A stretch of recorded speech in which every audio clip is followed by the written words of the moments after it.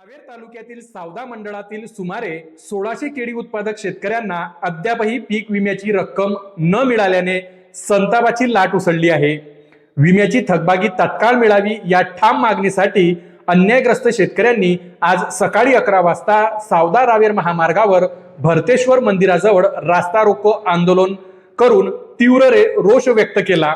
या प्रकरणात प्रशासन जबाबदार असल्याचा आरोप आंदोलनकर्त्यांनी केला। आंदोलनस्थळी क्रांतिकारी शेतकरी संघटनेचे संस्थापक अध्यक्ष रविकांत तुपकर यांनी भ्रमणध्वनीद्वारे शेतकऱ्यांशी संवाद साधत प्रशासनाला गंभीर इशारा दिला। केळी उत्पादक शेतकऱ्यांना तात्काळ विमा परतावा न मिळाल्यास येत्या काळात मंत्रालय मुंबई येथे तीव्र आंदोलन उभारले जाईल व विमा कंपनीचे कार्यालय फोडले जाईल। यासाठी शेतकऱ्यांनी एकसंघ राहणे आवश्यक आहे असे त्यांनी ठामपणे सांगितले। आंदोलनादरम्यान तांदलवाडी येथील श्रीकांत महाजन, शशांक पाटील तसेच गौकेडा येथील शिवाजी पाटील, मधुकर पाटील यांनी संतप्त प्रतिक्रिया व्यक्त केल्या। हंगामानंतर हंगाम गेला, नुकसान झाले, मात्र विम्याची रक्कम अजूनही कागदोपत्रीच अडकली आहे अशी भावना शेतकऱ्यांनी व्यक्त केली। दरम्यान रास्ता रोकोमुळे काही काळ वाहतूक विस्कळीत झाली। परिस्थिती नियंत्रणात ठेवण्यासाठी प्रशासनाने बंदोबस्त तैनात केला होता। विमा रक्कम त्वरित वितरित न झाल्यास आंदोलन अधिक तीव्र करण्याचा इशारा यावेळी शेतकऱ्यांनी दिला।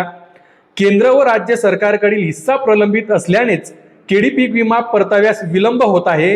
हवामान आधारित फळपीक विमा योजनेअंतर्गत केंद्र सरकार, राज्य सरकार व शेतकरी अशा तिन्ही घटकांच्या सहभागातून पीक विमा काढला जातो। यामध्ये शेतकरी आपल्या वाट्याचा विमा हप्ता वेळेवर भरीत असतो।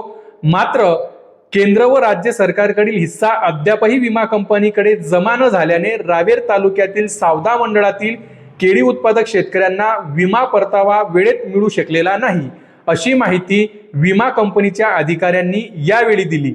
विमा कंपनीच्या अधिकाऱ्यांच्या म्हणण्यानुसार शेतकऱ्यांचा सहभागाचा हप्ता पूर्णपणे भरला असला तरी शासनाचा अनुदानाचा हिस्सा प्राप्त न झाल्यामुळे दाव्यांची अंतिम प्रक्रिया रखडली आहे। परिणामी केळी पिकांचे नुकसान भरपाई दावे प्रलंबित राहिले असून शेतकऱ्यांमध्ये तीव्र नाराजी आहे। यावेळी शेतकऱ्यांनी संतप्त प्रतिक्रिया व्यक्त करत लोकप्रतिनिधी वरही प्रचंड रोष व्यक्त केला। जिल्ह्यातील एक ठराविक मंडळातच का परताव्यापासून वंचित ठेवण्यात आले आहे असा प्रश्न नाशिक विभागीय विमा प्रतिनिधीला विचारण्यात आल्याने विमा प्रतिनिधी मात्र यावर निरुत्तर झाले होते। रास्ता रोकोमुळे महामार्गावर वाहनाच्या प्रचंड रांगा। केळी पीक विमा परताव्याच्या मागणीसाठी सकाळी 11 वाजता सावदा रावेर महामार्गावर रास्ता रोको आंदोलनास सुरुवात झाली। बऱ्हाणपूर अंकलेश्वर महामार्गावर रहदारी मोठ्या प्रमाणात असल्याने दूरपर्यंत वाहनांच्या लांबच लांब रांगा लागल्या होत्या। आंदोलनावेळी सावदा पोलीस ठाण्याचे प्रभारी विशाल पाटील, अमोल गर्जे, हेड कॉन्स्टेबल उमेश पाटील यांच्यासह त्यांच्या सहकार्याने चोख बंदोबस्त ठेवला। प्रशासनातर्फे नायब तहसीलदार RD चौधरी यांनी आंदोलकांचे निवेदन स्वीकारले। या आंदोलनात सावदा मंडळातील सावदा, थोरगावन, उदळी खुर्द, उदळी बुद्रुक, रणगाव, रायपूर, तासखेडा, गहूखेडा व सुदगाव येथील शेतकरी मोठ्या संख्येने सहभागी झाले होते।